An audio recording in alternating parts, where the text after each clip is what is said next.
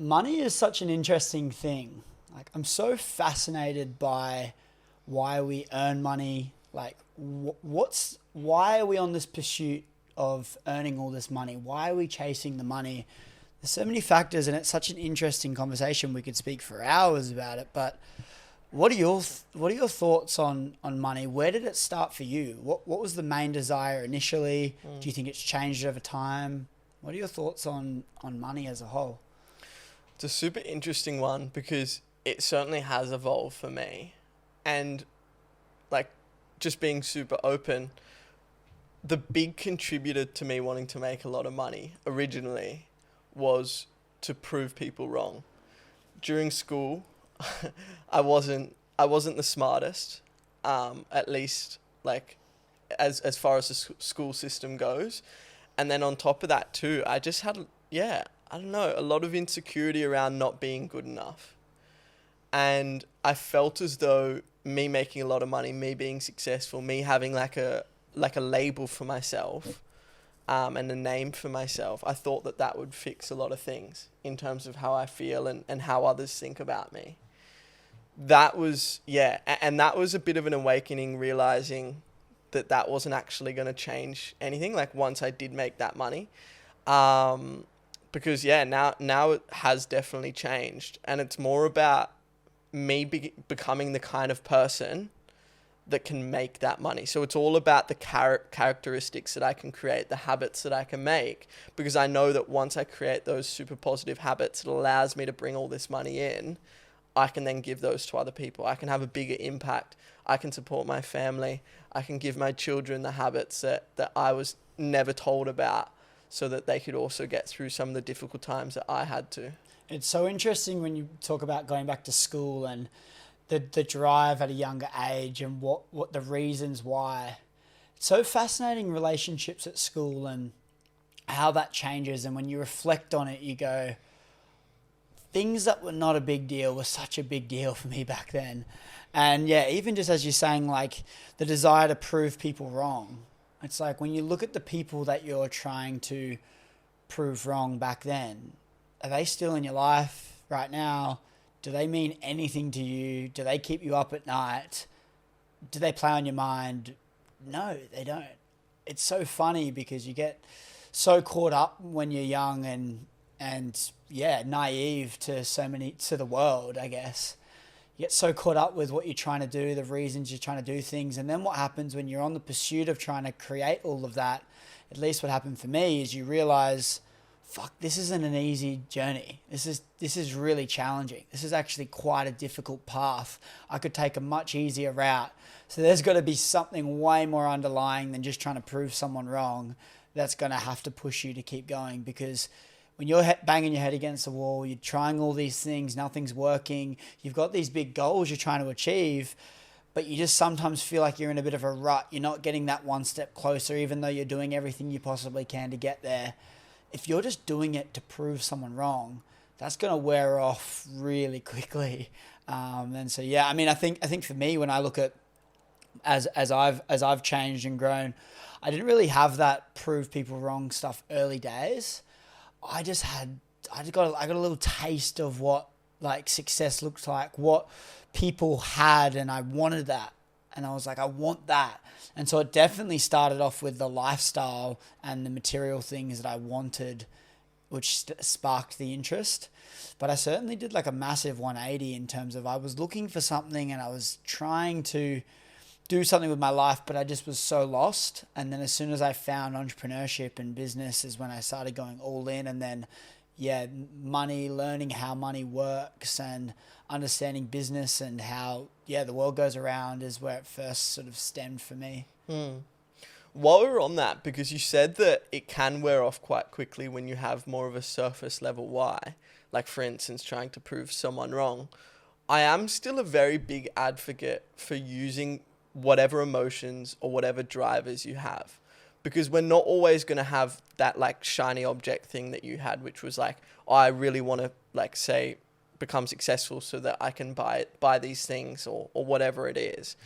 If you're just angry, if you're wanting to prove someone wrong, like me for instance, if you're insecure about yourself, like use that as fuel. And that's a big thing, because I think just because everyone that wants to become successful, they might not have this picture perfect, say, motivation or drive, it doesn't mean that you don't have things inside you that can fuel you to become successful. I think you should just use whatever you have. It might not last forever, but it's gonna get the wheels in motion. So I think that's really important to bear in mind, because some people just think, because I don't have this amazing passion for what I do, or like this super, I suppose like perfect vision of how I'm going to get to this goal, this big reason why. Just use what you have.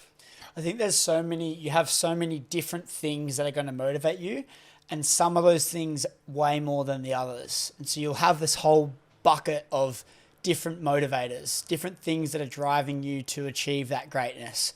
Some of those things are going to be way more heavier. For example, like supporting the family, that might be a heavy piece in that bucket.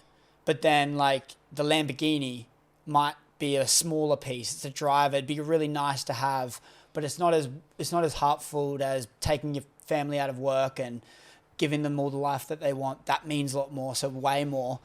And so I think the heavyweight things that really motivate you are the ones that are really going to move the needle for you in those tough times. Being able to use the insecurities, being able to use everything that you have. And it's that sort of hero mentality as opposed to the victim one, and being able to use the pain as fuel to slingshot you forward. I want to talk about like for me, my biggest weights are the family and being able to support those. Certain things I might have been lacking as a child, I don't want my children to have, and I don't want my older self to have. Like, that's a big driver for me. Also, just my future family, my wife, my kids, like, I want them to be set up, and I want to be in a position where I don't have to work all the time, so I can spend all my time and energy on them if that's what I want to do. And so I think it's my biggest drivers is looking after the people that are in my life now, and looking after my future family and doing what's right for them. And so this sort of phase of my life I'm in now is trying to look after the people in my life now, and then the ones that are going to be in my life and going to be my rocks in my life. And that's a big driver for me. What would you say for you?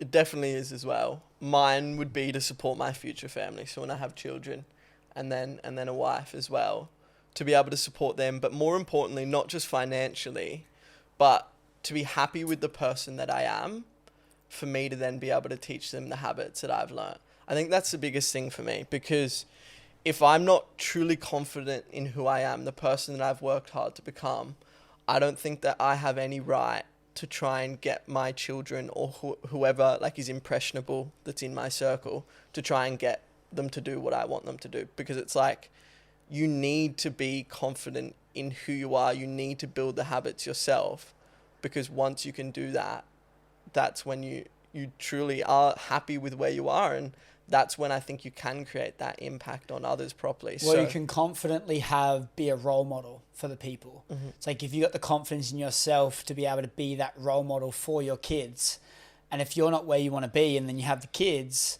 it's like, well, fuck, should I make him listen to me?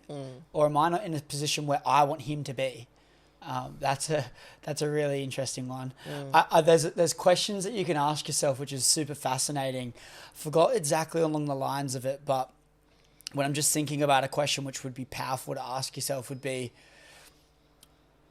like, am I a person that my future son is going to be proud of, going to be his number one inspiration? Am I going to be my future son's inspiration with where I'm at right now? Because like if you ask someone and go, who's your biggest fan, or who's your biggest role model, and if they don't say their dad, I want to be my son's biggest role model. So like, I've got to be making sure that when he gets asked that question, he says me. So what are all the things that I can do? What's the character I can create? What's the impressions I can leave? They're going to make me that person. And what you'll find is, you might not have kids now, you might have kids now.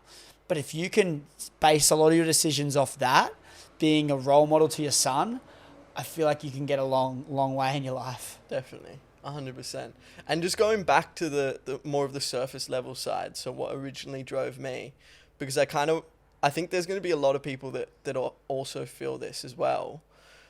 For instance, when I was younger, I was like really, really bad at math, like almost to a level where I just couldn't do multiplication, like anything. Yeah, right. And I actually so you still haven't got any better. No, I'm joking. no better. That's why I got the calculator though. Yeah. So, yeah, and I used to actually have to go to extra tutoring. Like this was when I was super young as well, like not even high school or anything. This was like year 4, year 5. And I honestly, every time I would show up to that tutor, I would just feel so bad about myself and just so stupid because I saw that none of my other friends had to do it. And I just realized, I was like, I never want to feel like I'm in this position again. And it can even just be as simple as like your teacher, your tutor, your friend, your family member saying to you, like, why can you not do this? Like, why are you not good enough to understand this? And like, that's something that can fuel you for like to do a lot of important things. That's something that can be like a super big motivator for a lot of people. And I think if you do have those insecurities, you may as well turn that pain into triumph, because there's so much value in using those things and referring back to it. And it might not feel good remembering those things and like what kind of makes you feel bad about yourself, but it also can just be such a big driver to become better, and it might sound bad, but to really just prove them wrong and think, okay, wow, I was shit at math, I was bad at English, I was, I don't know, not the best on the soccer team, but I proved myself that I am worthy, that I am good enough. And I think using that is really important. Of course, you do have to evolve as you actually reach those certain accomplishments. But yeah, I don't think it's I don't think it's a bad thing to use that for sure. Like, if you've got it there and you have the ability to be able to use it as opposed to drown in it, fucking do it. Like, use whatever you can. I guess the thing about it is, as long as it's not malicious and evil, if there's something about which is going to bring someone else down, that's the only instance I would say, like, get that out of your life. Because if you can use a negative thing that's happened in your life and turn it into a positive in any situation, as long as it's not bringing other people down and weighing someone else down, like, go for it. Use it. Like, because whatever fuels you, just use it. Like, whatever that may be. And I think that'll get you really, really far. I genuinely think that. What about fancy things? Nice cars, watches, all the fun stuff. Has the desire to have that always been there? Were you exposed to it? Do you want it now? Like, how does that look for you? To be honest, I used to be a lot more orientated towards fancy things, but it's actually not a big driver for me at all anymore. Mine is just freedom, to be able to work whenever I want, to not have to listen to a boss, to be in a position where I can travel whenever I like, to have the house that I feel comfortable and secure in with my family. That's my biggest driver. I mean, it'd be nice to have fancy things, and like, I have gotten like small little tastes of it, but it's so surface level, and that dopamine hit that you get from it, it only lasts so long. Yeah. And I've just found it's not a big motivator for me anymore. Yeah, I think it's a cool motivator to get you there, but it won't keep you happy. So it's like, you kind of hear the stories all the time of wanting to get these things, once they get these things, and then like they work really hard to achieve that level of success. They get the thing that they tied success to, and it didn't do it for them. It kind of was like, okay, well, this is cool for a few weeks. Now it's done. What next? And so I think it's really cool. I'm really fascinated on having really high-end fancy stuff, not flashy stuff, like really nice material clothing, like really high-end, like basic stuff, nice cars. Like, I'm really fascinated in just that. So I can give off this really high-end vibe, but not like full-on vibe, I guess. Old money. old money vibe. Old money vibe and a young money body. So I want to be nice and young, but have that old swag, I guess you could say. Like the cars with the Ferraris and that sort of stuff's really premium. I love that. And so, yeah, I mean, that's cool. I think, yeah, as you were saying about freedom, freeing up your time, and that's got to be the biggest one for me. Being able to do what I want whenever I want, with whoever I want, wherever I want. And I guess there's so many hardships that I've gone through. I'm not so focused so far away. All I'm trying to get to is just like a certain level where I can sit back and go like, all right, this is good for now. Like, I don't need to worry about any money. I don't need to do any like this. I just need to get to that first level of like, I don't know, that first level of success that I would label it at. Like, obviously we've got these levels of success already, but the first major one where it's like, I want to go on a trip for a month. Let's do that. Like, I would do that. I'll just book it tomorrow. And like being able to just have that little bit of flexibility, which right now I don't have that much flexibility with the business that I'm in now, and the financial state being, I can't just go and drop 20 grand on a bloody trip, which would be great. And so those would probably be my biggest focuses at the moment. Just looking at that like shorter horizon, not too far, not 5-10 years. Definitely. And going back to motivators, whether nice things do it for me, I work as hard as I do because I do genuinely love the game. Like, I love business, and I haven't always, but I've found through that hard work, and because originally it was nicer things, it was to prove people wrong. Whilst I was in that pursuit and trying to achieve those surface level things, I've realized that this is like a lifelong thing for me. This is genuinely something that I enjoy. I am doing it, of course, for the surface level results, but I'd say like an even bigger driver is just because I do genuinely love business. Like, I love sales. I love teaching people. I love the whole client acquisition stuff. Like, I love it all. And yeah, it's just something that I think I'll continue to do forever. I think it's just so that's progression. Yeah. Like, I honestly think it's progression, and it comes down to that, because being able to progress, and what you'd find, and this is what's probably going to be interesting in our lives, is our focuses are going to change based on the phase of life we're in.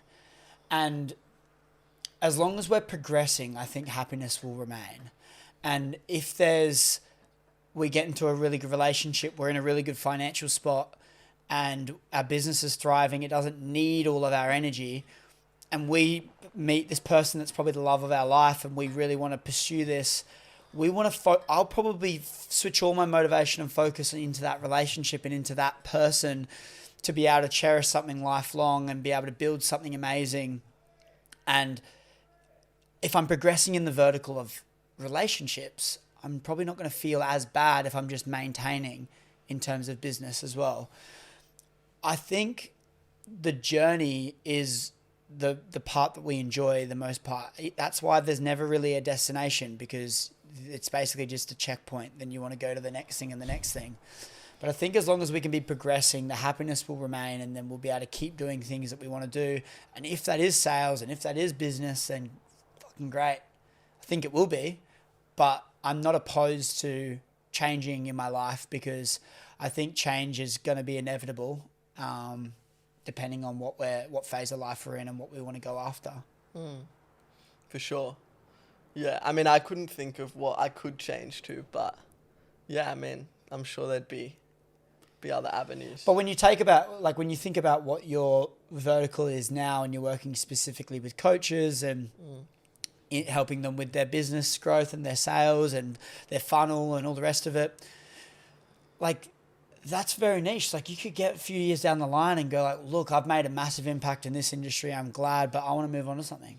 Yeah. And it's like, business isn't going to change, but the vertical in which you're in, the style of training, maybe it's not one-on-one, maybe it's more group, like whatever it is, it's going to probably change. I meant more high level. Yeah. So not like, because for instance, the example you gave was like, you could potentially put all of your energy into relationships. I sort of more meant like all of my energy, like leaving business and then going into something else is what I meant. You don't Not- think you'd be able to do that? I mean, I could, but I probably wouldn't be happy, to be honest, if I was just dedicating all my time. I think it just to comes someone down else. to those three things that we said in the last episode, was being able to have that health vertical, the relationship vertical, and then the career vertical, and how you can't go all in on all three at once. And these are all the most important things in our life in terms of having direction and career, relationships, and then being in a good, healthy space mentally, physically. I don't think you can't go all in on all of them. And so a lot of the time, if you're going all in on one, the other two have to drop to like a maintenance level or not like an excelling level. And if your main focus is only business, your relationships are going to take a back step. And there's a time in our life, because in my opinion, I think relationships are the most important. There's a time in our life where business is going to have to take a maintenance level. It can't be going all in order for us to be able to grow the relationships and cherish those. Mainly like family, romantic, really close friends. I think like they do require a lot of work. You can't just blink and then they're at a really high standard. And when that's the case, I think you have to drop off. Would you counter that with anything else, or? I mean, to an extent, for sure. Like, it takes energy to build relationships, 100%. But I wouldn't say that you can't be at a high level with both and pursuing at a high level for both at the same time. But, I mean, I don't know.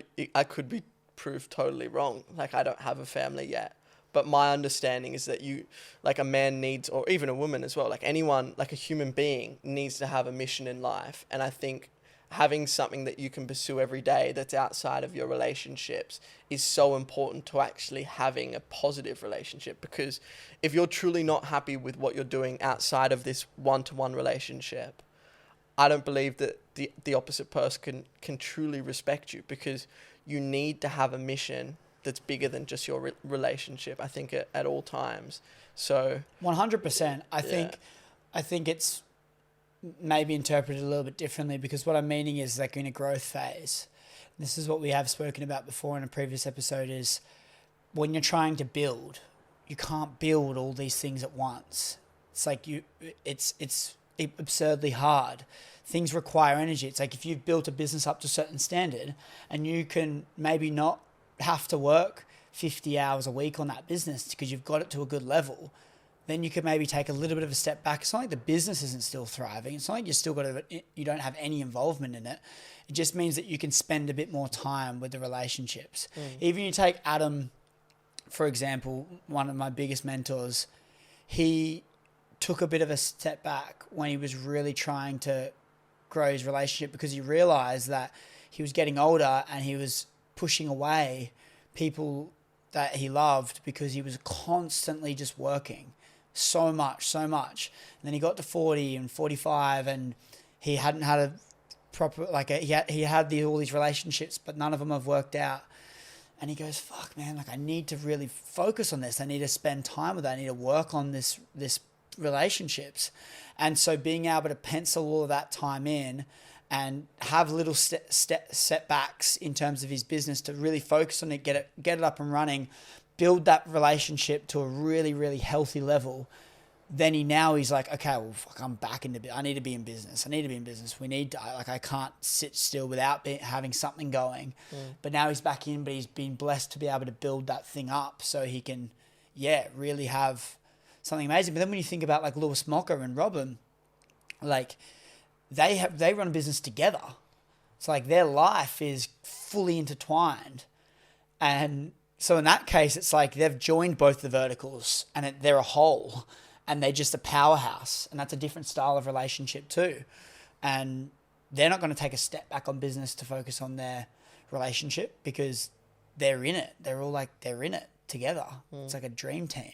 Same with Alex and Layla Hormozi. Yeah. And I think it comes, I was actually listening to a recent podcast with Alex, and his big thing is whoever he's in a relationship with, the best way that you can have like a positive relationship is for the other person to accept you for who you are. And if you are someone that loves business, self-development, like whatever it is, maybe it's even a sport, to accept that and be willing to not put the relationship on the back burn, but to realize that that's a big priority for them. They have their mission. Like, if it means that they can't spend a few extra hours with me a week, like, that's understandable, because I know that they're doing what makes them happy. Like, they're having that impact or whatever it is. And I think that's why it's so important to have someone that you don't necessarily have to work in the same business as your partner, but for them to at least understand that your mission's important too. For sure. I think crucial. Like 100% agree. And I know that I know their relationship's very similar. You need to have, I guess there's finding that specific partner that's your needs is going to fit with theirs as well. So like Layla's probably busy on a mission too. And so they can happily go out apart and do their things. But I guess for me, it's like I want to be in a position where I can just go on these holidays when I want to and take the time off with the sole desire of being 100% present with my partner and being able to go, like, you know what, like, let's spend time with us and let's just do our thing. And if we get bored and we want to start doing some business or we want to do something on the side, yeah, cool, let's do it. But it's not my focus. I just want to do this. I want to be in a position where my businesses can allow me to do that if I want to do that. And if that means that, like, I just have an itch in my body where I just want to really cherish this relationship and I just want to be able to really get to know that, like just spend all this time with them, and hopefully my business can allow me to do that if that's what I wanted to do. I think, yeah, I'm not going to be able to sit still for ages. There's no way. I can't lie in bed all day, let alone like not work for a few weeks. It's very challenging. But I think there will be phases in my life. Certainly not right now, anytime soon. But I'm open to phases in my life where I'm literally gonna like just focus on that, relationships with my family, my friends, my loved ones, and try and build those and all make me feel like all the hard work is giving me a little bit of a reward. Yeah, 100%. And it also comes down to, because I think it's so important to be present with your family and or your relationships, and to obviously put time and energy into that as well. But it also just comes down to, like, if you like what you want to prioritize, like what you love most and what makes you happiest. I think a big thing will be like my family, my relationships. That's super important for me. But another big one is just like, I love business. I love working hard and progressing every day. So I think, of course, like having some time where I do just dedicate to family, that's certainly important. But because it is something that I do genuinely love, like I love working hard on something. It's like, I think, to be honest, I don't know if it will ever have like a second seat in my life. Yeah. It could change though, so I don't know. Yeah, for I'm sure. open to it, but for sure. Yeah. No, I mean, I think it makes sense. It's the pursuit of earning money is the thing that's really, it's literally the thing that we enjoy the most. And when you get those little rewards, the little licks of the ice cream, like they're the feelings that we love. Yeah. Well, it's not really the money for me though, to be honest. Money's definitely a big factor, but it's genuinely just becoming better at something. Like, but that, the pursuit of earning the money is what I was saying is the thing. It's like the pursuit of earning the money is the journey, and that process alone is the thing that's good. And even Hormozy that talks about it is like I worked 2 years, whatever, writing this book, building it all out. And then I launched the book and I go, fuck, like what next? Like now what? Like now it's finished. Like I've got to go again. Because it was that 2 years of work that he really enjoyed. And then the book came out and it's like, fuck, well, there we go. It's out. Like it's, oh, maybe it wasn't Hormozy. Maybe it was actually Stephen Bartlett. He was saying, Stephen Bartlett was saying, like, I hate promoting the book. I want to write the book and spend all the time writing the book, but I hate doing all the promo and launching the book.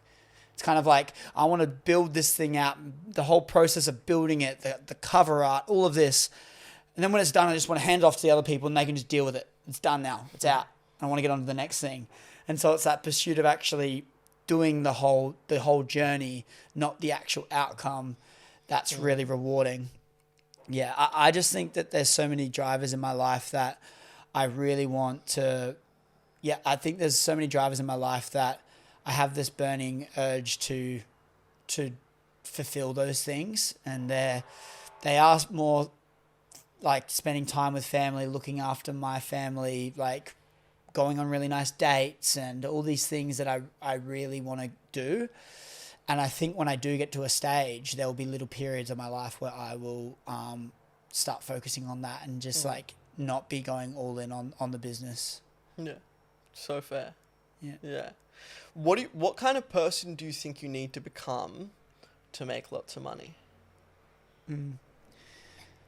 I think there's got to be a reason why you're making it, and I think you've got to be able to see it within, like, and you've got to visualize it before it's made as well. I think the person you need to become to make the money is someone that's willing to make a lot of money. It's not a specific skill set, I don't think.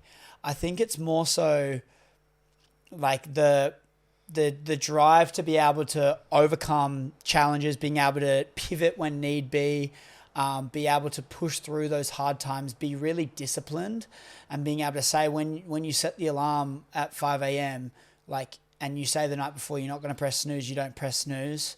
Those little things, those 1%ers are so important, which add to your character, help callous your mind and strengthen you. And I think the more you can constantly like get those little victories for yourself, the getting out of bed, the finishing the workout, the ticking off everything on the to-do list, the more you can stack up those tiny little wins, the more of a confident person you're going to become in like you are who you say you are, I guess. And then through that confidence, I think that's when different opportunities will arise. Businesses will start to thrive. Your mind will be stronger, so you'll be able to move on from harder times easier, use them as fuel. And I think that's where the success will come from. I don't think it's a certain skill set. I don't think it's a certain like one thing. I think there's a lot of characteristics that you stack up as a person, and all of those combined will make you wealthy. Yeah, I agree. Do you have anything else? What are your thoughts? Who do you need to be? Yeah, well, your business is an externalization of you. So for you to attract lots of money with your business, you need to be the kind of person that's willing to not only put in the work, but that's open to receiving that money. So it can come down to a few key things, like your mindset. You need to be someone that thinks that you deserve money. Definitely. You also need to be someone that's disciplined as well. And then, yeah, just overall, someone that's just, I guess, willing to put in the work, which comes down to discipline again. And I think once you've realized that and you've created the habits, you've built the skills that you need for that certain thing that you're striving to do. Yeah, I think that's what do you think like your mind plays? Like, what role do you think your mind plays in terms of having money? More specifically, your relationship with money in terms of internally, like what you believe money to be.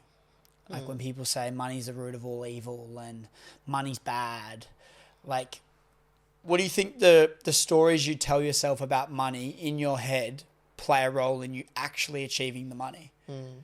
It's so crucial. And even if we just take it back to sales, someone that feels like, I don't know, 3 to 5K is a lot of money, they're going to be someone that's so afraid to ask for that money, like to ask for the sale or the close. And that's just because they've put this thing on a pedestal. They realize, wow, 3 to 5K, that's so much money. I'm so afraid to actually be able to ask for that kind of money from someone. And if you have that in every facet of your life, so if you think, oh, wow, like, I don't know, buying a nice Rolex, buying a nice watch, like that's going to be something that's super difficult. Like it takes so long to have enough money to buy that. You're going to always think that this thing, which is money, is out of reach because you've set such a high bar for it that you think, wow, okay, like money's just really difficult. There's not much around. But if you realize and you make an effort to look and think, wow, money is all around us. We're in one of the most amazing times to make money. Honestly, like just even the fact that like we have the internet is insane. Like money is everywhere. And once you realize that and you stop you stop yourself from thinking, fuck, like, it's really hard to make money. Like, everything will change for you. Of course, you need to put in the work, but once you don't set such a high pedestal for money, I think, yeah, your whole life's going to change in terms of what you attract. Yeah. Well, things that are on a pedestal are typically hard to get. And so if you think something's on a pedestal, you're going to think subconsciously that that thing is hard to get. It's like when you put gorgeous women on a pedestal and you make them seem like they're so up here, when you actually meet these people, you're going to think that they're above you in terms of the hierarchy of people. And so they're going to be harder to get. And it's the same with money. You put it on a pedestal, it's hard to get. Harder something is to get, like, you're basically saying to yourself that that thing is hard to get. So by the smallest things, by saying like, oh, like that's a lot of money, be like, yeah, well, it's all relative. So it's not a lot of money to a billionaire. Okay. It's not a lot of money to a millionaire. So if you want to be a millionaire, but you're saying it's a lot of money now, you're not being the person you need to be a millionaire now. So you're never going to become a millionaire because you're creating a lot of friction between the money and yourself. You're creating this unnecessary friction where it's not going to be able to flow in and out of your life, because when it's on a pedestal, you're going to be scared of losing that thing. And if you're scared of losing it, the problem with that is you have this attachment with the money. So then when you even get it, you're afraid of losing it. So you can't even enjoy the money. If you're afraid of losing money, money is pointless because you will be scared of spending the money. And spending the money is what it's for. And so being able to remove that thing and have that abundance mindset where it comes and goes into your life and flows, it's a really powerful place to start. It definitely is. And I've got a lot of friends that are like really, really big savers. And I don't have anything against saving money. But when you're so tight with your money, what you're projecting out into the world is that, like, this thing is so valuable, I'm not going to be able to get more of it. And I don't think you should put yourself in a financial hardship whatsoever. Like, have some savings. But if you're so tight with your money that you're not willing to spend on things that are going to make you more money, especially like that's pivotal. If you're not spending money on things that are going to make you more money because you're too afraid of spending 5K here on self-development, another 10K on whatever it is to make more money, like, it's just silly. Because if you work out, okay, if I am to truly believe in myself, I'm to spend this money, I'm to enjoy my life, even like maybe it can just even be traveling, it's to gain an experience. If you're so tight with that money that you're not willing to do those things, you're only shooting yourself in the foot, because you're realizing that I need to save this money now because I'm not going to get any more in the future, and that's what you're projecting to yourself. 100%. I can't agree more. I think the saving one is super interesting, because you watch this bank account climb and climb and climb. And so you get another milestone. You get up another $1,000, or you get to another $10,000, and you climb these milestones. But then what happens is you're scared of it going below that milestone. And so, like, that might be $5,000 in your bank. Then it might be $10,000 in your bank. Then it might be $15,000. And then you're scared of it going below it. So then you go on this journey of saving this money without spending any of it because you're scared. And so you go like even when people have 20 grand in the bank and they work in a retail job or a hospitality job or something they've been saving, and then you go, oh, I got this trip coming up, man. Like, do you want to come and do this thing? You've got all this money in the bank. And then they go, oh yeah, let me just wait till I get paid, so then I can pay you for this event or something.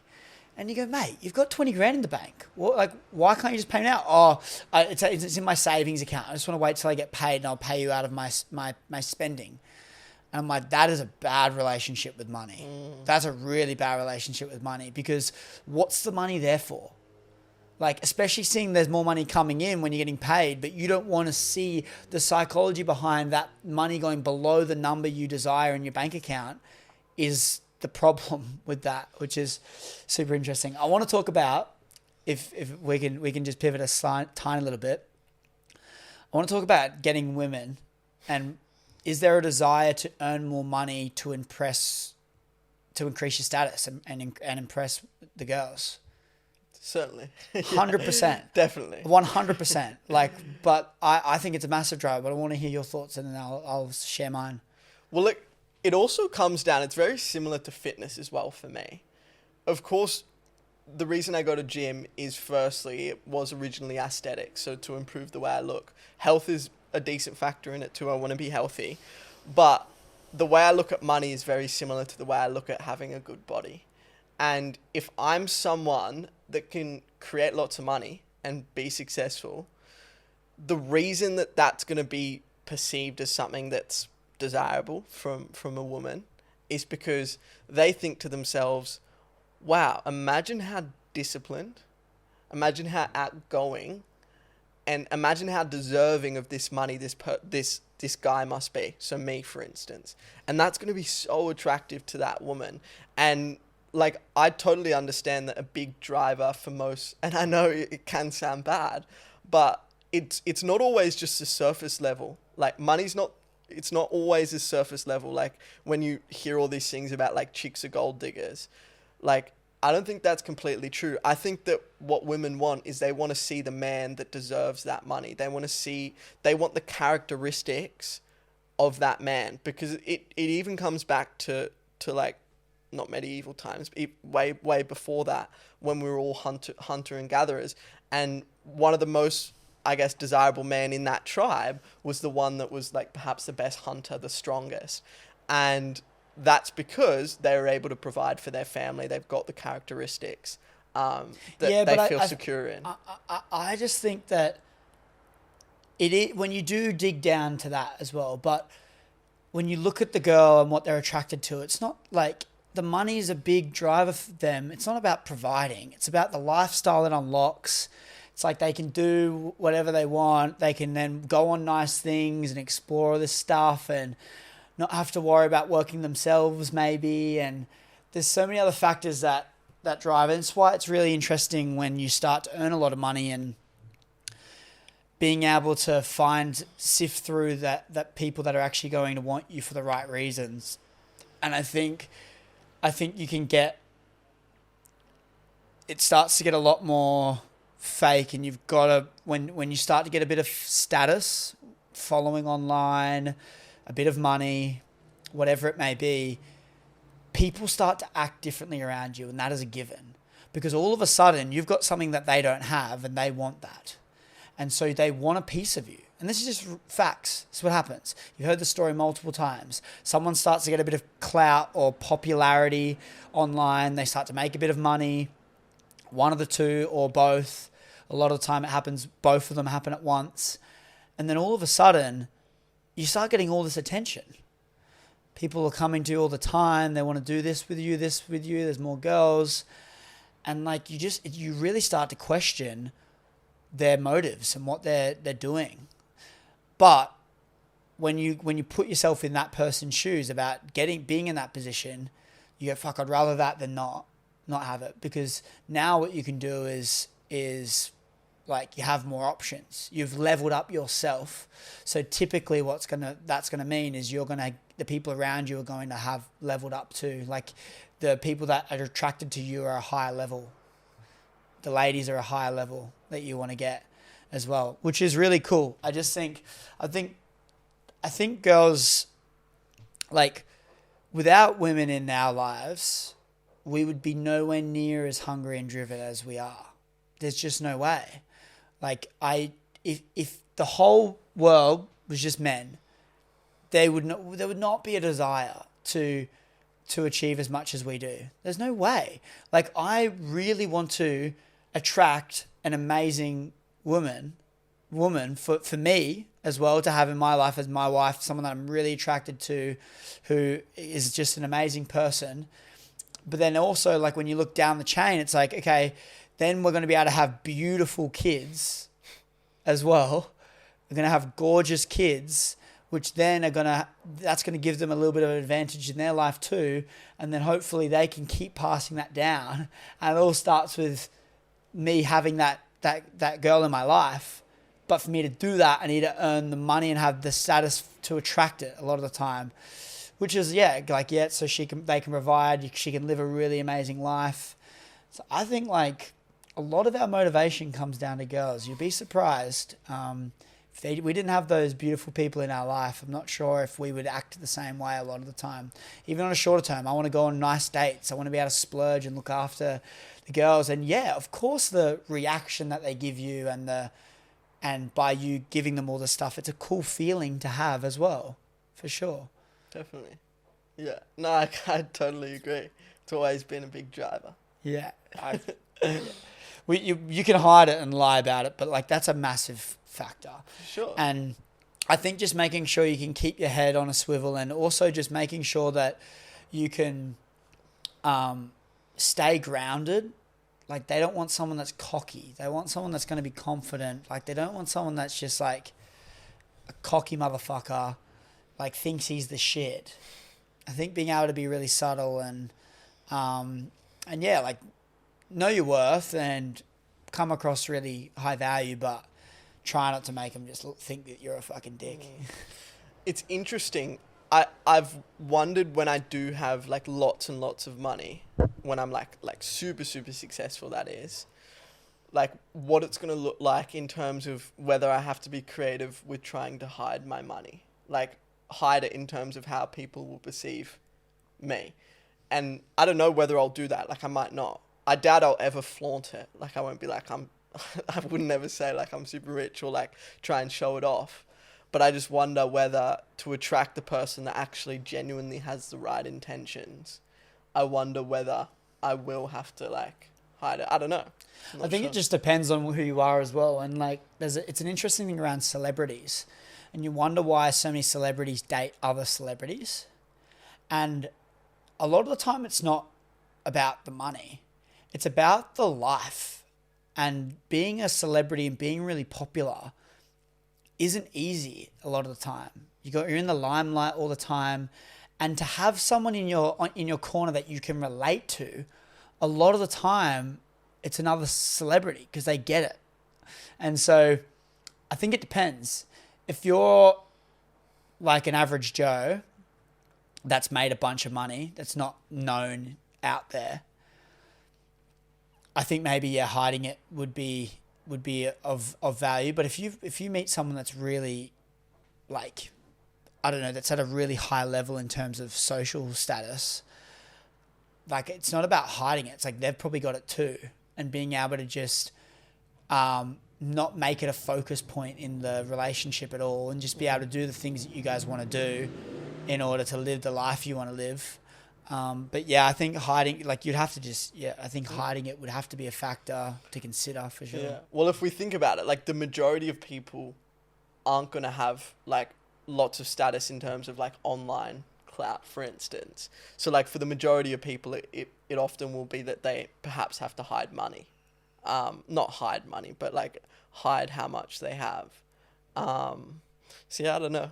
I might not, like I probably won't, but it's just interesting to think about sometimes, because I think it's important to not attract someone that's just there for the money. Yeah, but I mean also like it's not as though they are just there for the money. Yeah, exactly. Like they see that you've got money and they're all of a sudden more interested in you. But it's also like the person that you've, as you said before, it's like the person that you become by earning all that money. It's like on the pursuit of earning all that money, you've gained discipline, you've gained drive, you've gained like passion. There's so many other things. You've calloused your mind, you've strengthened your inner dialogue and the things you're telling yourself. And all of these happen on the pursuit of earning the money. And those characteristics are what attracts the girl as well. So they look at you and go, holy shit, this guy's earned it. Hopefully he's in good shape too. He's earned a lot of money. He's looked after his body. He's got a lot of things that I really respect in a man, and I want that person in my life. I want him to be my guy. And so I don't think you have to hide it, but I think if you're going out and flashing it everywhere, like you're going to attract probably the wrong people, I would say. Someone that's more high end you want, I think. Yeah, exactly. So we've spoken about what it looks like to progress and how important progression is. when do you think you'll be satisfied with not having to progress, or will you always have to be striving for something? Yeah, what do you think? Yeah, I think the pursuit's got to be aligned with a mission and a purpose for me to be happy. I think there'll be little phases in my life where I create companies and sell them, and that pursuit of building it all is amazing to me, and then earning the money. But I think long term, being able to have something that's a part of my life, it's part of the furniture. It's something that I passionately want to do all the time. It's funny, when I went for lunch with one of my big mentors, Lewis Mocker, and his wife Robin, who is now on a yacht in the Whitsundays right now, which is amazing. They're on a super yacht for a few days, which is cool. But when I met with them for lunch a few weeks ago now, they were talking about some of their really rich friends, multi-nine-figure, hundreds of millions of dollars, sold their companies. And obviously the way their business is structured is they're the face of the business. It's a school, so it's ongoing. It's aligned with their purpose and stuff. But what they said was, look, we sometimes literally wish that we had a business like that, sold it, so we could just relax. We didn't have to do those weekly huddles every week. Like, it's amazing, but there's positives and negatives to everything. And so for them, they thought that it's great. They absolutely love their life and what they do, but they still see benefits in people that are building up companies, selling them, earning a bunch of money, and then being able to chill for a few months. It's like they can't really do that in their lifestyle. So I think there's going to be phases in my life where I achieve a certain little bit, and then I'll probably have a little break, and then I'll just be eager to get back on the grind again. But yeah, I don't think it'll ever end. I think it's just going to be part of my life. What about you? That's super interesting hearing like Lewis and Robin's perspective. I wonder, because like what I've heard from the majority, obviously I've never been in a position where I've been able to sell a company for millions of dollars. But what I've heard from most people that have, or not most people, but a few people that have, is that they're unhappy after like 2 to 3 months or whatever the time bracket is, but they're not happy because they don't have that big goal that they're striving for. So it's interesting to hear that. Yeah, I think it's they fall in love with the pursuit of the business, and that's how they got it to such a successful level in the first place. It's obviously not always the case. Some people can make the money and then just kick back for a bit. But I think it really depends on, like, as well, with the age and phase in your life and how much active involvement you have and how much you want to have. But yeah, I think there'll be phases of my life where I'll chill out a bit. But then there's going to be that underlying thing where I feel like I'm always going to need to be in the arena. What about you? I don't know. Because I just haven't had that opportunity to be able to do that. I think I'm very much so someone that is not satisfied whatsoever with I'm satisfied to the point where if I do the work, I'm happy that I've done the work. But I feel like I am always going to be striving. And it depends. I'm not going to turn down the fact that I'd be happy for to just chill for a week or something. But I think I am someone that gets quite restless. So I don't know. I could evolve. I could totally change. And once I have a family, maybe I could be a totally different person. But now I couldn't see myself enjoying just not doing anything. Like, I couldn't even genuinely travel and not work. Like, I wouldn't enjoy it. I think my thing is progression and striving towards something. I was thinking about it the other day. What I want to do when I make a bunch of money is I want to go all in for 6 months, becoming a professional athlete. And I want to just devote 6 months of hard yakka, training, full-on nutritionists, trainers, diets, what a professional boxer or someone would do. And I want to go through that intense training for a 6 month period, which I wouldn't be working as much. What sport? I'm not sure. Some sort of combat sport, or a something where it's a solo sport, Cool. I want to go all in when I've got a bit of money, and so I don't need to worry about working. But I think when I'm doing that, it's like I'm on a pursuit of doing something intense and hard, and I think that'd be fine with me. My biggest problem would be if I'm just sitting on my ass doing nothing. And so like if I'm traveling around exploring a lot, like I think I'd be fine still. I just need to be set out to do something, and something like that just really makes me want to do that. I want to have videographer filming it all. I want to like people to see the whole journey, document it, and just see how far I can go and how unstoppable I can get, and just like strengthen my mind. And if I know if I can do something like that, I'll be unstoppable. And that's something I really want to do. And so, yeah, I think just chilling and doing nothing, I won't be able to do for a long time. But I definitely think I'll be able to transition that focus from business to something else. I think there's got to be a reason as to why I'm doing it. So there's got to be like there's something I want to get out of it as well. And probably business would be tied in with that. If I was documenting it as well, it'd be like maybe I'm trying to grow a certain look online. I was also thinking of other ways, like what things can I do in the next few years that are going to make me an interesting enough person to go on the biggest podcast in the world that I love and listen to. I asked myself that question because I want to be able to have a really compelling story that makes Stephen Bartlett go, I want him to go on my podcast. I want Chris Williamson to be inviting me on his podcast. So Joe Rogan, like what type of person and things can I do in my life that are going to make them want me to go on their podcast? And like, it's a serious thing because I was like, I want to be on those podcasts. How can I get on them? And it made me think, okay, I can't just be some average person on social media that has 1 million followers that's just doing something average. I need to do something that's interesting, that Stephen goes, all right, I'm only interviewing the best people and you stand out to me with whatever you're doing and I want to interview and I want to have a chat. Like, what can I do?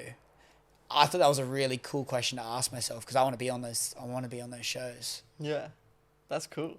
Yeah. I wonder what it could be, and it makes you think because, yeah, it's not about the followers. Like, even if you just look at some of the people that Joe Rogan interviews, they're not the most famous people, but they've all got something super unique about them. And I think it's about finding that unique piece, isn't it? Yeah. Like, talking about all of this, it makes me super curious about what the world would look like if we didn't have this driving force, this desire to become something better. And yeah, I don't know. Like, do you ever think about that? Like, what it could be like if we didn't have that, like, strong desire to be better? Like, how different life would be? I think there is a world like that, just not in our world. I think there's people that is precisely their world. I think, like, holistically, when we think about humans and our innate nature and desire, but I would say that there is many worlds. We're in Bondi, like we're in places and we're surrounded by people that are after it and trying to achieve things. We listen, the things we put in our headphones and listen to are people that are doing cool shit. We want cool shit, but there's people that literally have no idea who Stephen Bartlett is or Chris Williamson. There's people that don't even have a clue what a podcast is. They don't have that desire. And reality is their life is, I'm in a retail store and I live in a home with my family and this is it. I don't have desire. I just want to do this so then I can maybe buy a new video game at the end of the week or whatever. It's like there's probably people that don't have that burning desire. I mean, most people. It's interesting because it also comes back to whether you could think of it like an onion. Like, everyone has certain layers, and I wonder if because I think as human beings, I think we do all truly have some sort of desire to be better. We might be able to mask it really well. We might be able to hide that we don't have that strong desire, that pursuit to be better. But I think deep down, we all want to be better. And I think it's just about people not necessarily being ignorant, but people being too, they're just not exposed to it. And I think once they are, like, this was your journey, once you got exposed to the world of business, like your life totally changed. It was quite similar to me as well. So yeah, it makes me think there are certainly different worlds, there's different like ecosystems and different types of people. But I wonder whether, because we do have this innate desire as human beings, like, I wonder if we can just peel that onion back. I think that's really interesting. So let's play with this analogy for a little bit. So you've got the onion, and the very bottom piece of the onion is the middle of humans. And that piece is a driven person that wants to be able to sit back and be really proud of how far he's come. And by doing all of these things in his life, he's going to achieve that. But then you've got a layer around it. And the layer around the onion might be disbelief. And so you want that underlyingly, but you've got such a thick layer of disbelief that can even happen, so you don't believe that it's a desire. And then on top of that, you've got another layer.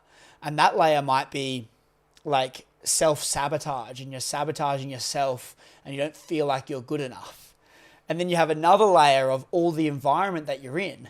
And the environment that you're in is dictate, and these are all people that aren't motivated and inspired. They've got the same layers of doubt. And so then there's this another layer of just a horrible environment that you're in. So it's covering this desire. And then you build up all these layers and layers and layers of the onion. And then you've got your burning desire beneath it. But it's just got all these layers of doubt and horrible things in your life that are squeezing that thing to nothing. And so then you've got this whole onion. And when you cut it open and all the rest of it burst, you see the core of what it actually is and what we are in as our true self. But most people don't ever peel that onion back. That's really interesting. Exactly. And like with that too, you've got those limiting beliefs, you've got that self-sabotage on the outside. And I think as you get closer to that core of what we truly are, to be better, we want to all be proud of who we are. I think there's a few things in between that too, like you need to build the discipline, you need to be happy with the person you are. And then I think once you can build those things, that's what's going to get you closer and closer to the middle of that onion. But it's just about firstly peeling off those layers. Yeah, wow. That's a really interesting concept, because when you actually break it down, when I sit and I reflect on the things that I want in my life, and when I'm looking at really big drivers, and when I just talk about like even just doing that, being a professional athlete for 6 months, and I do these certain things, like after those processes and after I do something really amazing that's blood, sweat and tears has gone into it, at the end of the day, all I want is to be able to sit back by myself or with people and just take a big breath and go, oh, I'm proud of myself. Like, that was good on you. Pat yourself on the back, mate. And that's all I really want. I want self-validation as what I've done is worth it. And the pursuit of all of these amazing things, money being one of them, is a journey that is not easy, and it's a rocky road. And all I really want in reflection is to be able to sit back and just have a smile on my face, have a giggle and a laugh at myself and just go, good on you, man. Like, fucking be proud. And I think that is a massive, massive accomplishment when I can feel those things and do those things. Alongside, obviously, looking after everyone around me, creating amazing experiences. The hard times I put myself in, a lot of the time, the feeling after it is the reason I do it. Definitely. And I think it comes down to finding these small rewards, even if it is self-validation, or it can be a certain trip. It can even be as small as buying a smoothie. It's like, if you can just do these little rewards after that hard work, that's what's really going to differentiate you from, being successful or being someone that never achieves anything. I think there's the little rewards and then there's the big rewards. And as little as this reward may sound, but being able to have this breakthrough in business, earn a bunch more money than I've ever made before, a massive reward for that would just be able to go on a little holiday and the main reward would be to sit down on that balcony looking over the water wherever I am and just smile and laugh and go, wow, like this has happened. We've done this. Like that pursuit was fucking hard, and no wonder not everyone's where I am right now, because people would have quit way earlier. Like they would be banging their head at the wall and they wouldn't see a reason to keep going. But I did, fucking oath. And that reward is probably the most amazing thing. Getting goosebumps feeling about that. That is the feeling that I'm chasing. Amazing. I think that's a good spot to end it on. Let's end it. How's that, hey? Episode 5 of the Modern 5. Blueprint podcast. Yeah. Let us know what we should talk about. Drop a comment if you're watching this on YouTube and you've made it this far. I really appreciate you. Can't thank you enough. You guys are amazing. Is there anything else you want to say, my friend? No, that's it. Peace out, guys. Have an amazing day. See you guys. See you later.